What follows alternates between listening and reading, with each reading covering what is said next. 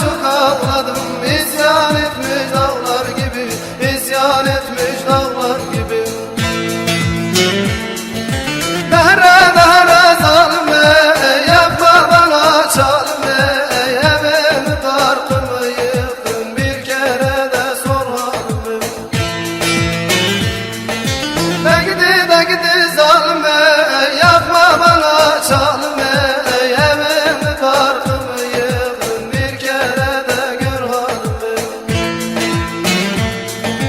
Dehre dehre zalime, ben sevmek çalime.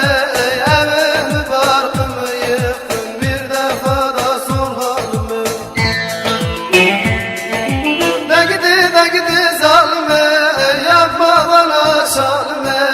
Evimi barkımı yıktın, bir kere de sor halime.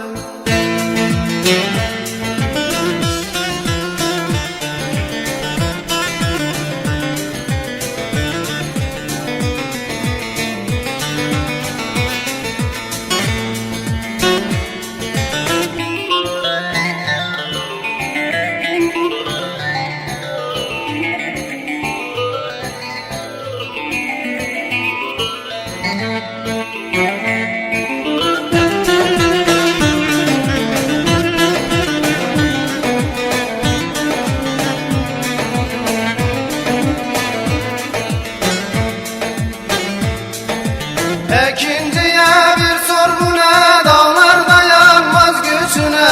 İkinciye bir sor bu ne, dağlar dayanmaz gücüne. O senin zalimliğin, bilmem ömrümün suçune, bilmem ömrümün suçune. Yollarına baka baka gözlerimden şaşı oldum. Yollarına baka baka gözlerimden şaşı oldum. Hasretim döktüm yollara, inan sabır taşı oldum. İnan sabır taşı oldum.